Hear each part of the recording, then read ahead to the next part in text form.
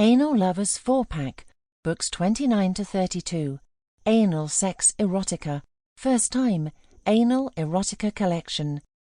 Written by Kimmy Welsh, narrated by Talula Rouge. I saw his length by accident. Now I want it in my ass. Anal Lovers 29. It was an image that I'll never get out of my mind. I didn't mean to see it, I swear, but now that I had, I couldn't think of anything else. It crept into my dreams like a weed. I'd wake in the morning with sticky panties and realize the whole night I'd been conjuring wild erotica, inappropriate scenarios between my landlord, Anthony, and me. You see, a few days back I'd walked right into the bathroom just as he was stepping out of the shower. I don't know what he'd been doing or thinking about, but his cock was stiffer than steel. My eyes were drawn to it immediately, and in a quick instant, I'd taken a snapshot of the whole image in my brain, ready to be stored and recalled. Anthony had cried out playfully, telling me to get out. I'd turned around the second everything had dawned on me and bolted back to my bedroom with a red-hot face. God knows what he thought. I looked to my headphones that sat on my desk and cursed them. He had no idea I'd been wearing them, of course. What kind of naughty pervert would burst into the bathroom like that, knowing that the shower had been running only seconds before?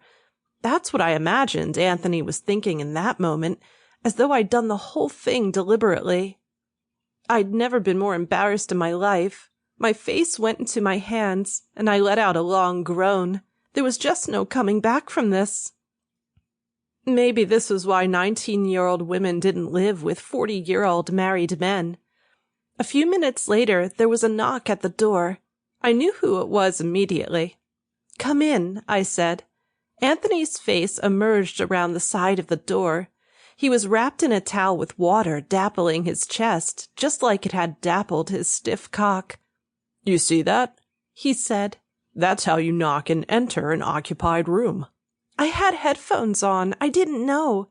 "I should hope not," he said. "What are you playing on?" I gestured to the computer. "Just Sims." He gave it a cursory glance and hummed. "I'm sorry, Anthony. I wasn't meant to see that." "See what?" he asked. My throat tightened up. Was he pretending? Did he want me to actually answer? I shouldn't have seen you coming out of the shower, I mean. He shrugged. "These things happen, I guess. I should have locked the door." "Yes, you should." He laughed. "If I didn't known my tenant was a sneaky little—" "It was an accident. If I wanted to see that, then I've got the whole internet in front of me." "Nothing like the real thing, though," he said absent-mindedly. "Are you in for dinner later?" "Yeah, Nadine canceled." "That's a shame for her." He looked at the screen as the game played out in front of him. As fate would have it, one of the characters was showering, and a housemate was occupying a nearby room. "Would you look at that?" he said. "Can you make 'em do stuff?" "Like what?" "You know, stuff."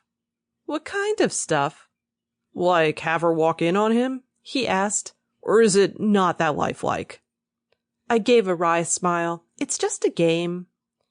He hummed and then turned to leave. "Now I know where you get your ideas from," he said, and he'd closed the door behind him before I had a chance to reply. The whole thing was fucked, and I couldn't stop thinking about it. To him, it looked like his housemate had just concocted a scenario on her computer game and then burst into the occupied bathroom in an attempt to make it reality. Dinner later was even crazier. I couldn't even look at him. I just knew that beneath the table sat that delicious cock of his, just sitting there in his pants, waiting. I couldn't look at his wife, Cleo, either. The two of them chewed food and spoke, but all I could do was try and fail to get the image of his beautiful cock from my mind. I imagined Cleo and him together and felt a pang of jealousy at how lucky she was to get to sample it for real. "Can I be excused?" I asked after I was done eating. I think both of them knew something was a little off, but they let me go. I could feel Anthony's eyes on me as I left the room. Sample complete. Ready to continue?